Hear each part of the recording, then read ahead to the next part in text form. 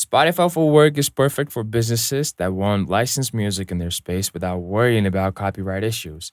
To set it up, first go to the Spotify for Work website and choose the plan that fits your business, whether it's a retail store, cafe, office, or gym. Once you sign up, you'll get access to a special business account that includes public performance rights. After that, you can set up speakers or use a commercial sound system. Then log in with your business Spotify credentials. Spotify for Work lets you create custom playlists or use pre-made ones based on mood, time of day, or audience. Some services even allow scheduling music changes throughout the day so the vibe matches your foot traffic. It's super simple and keeps your business legal and not on brand with music that fits your space. If this helped, well, hit subscribe and drop a comment on what kind of business you're setting it up for.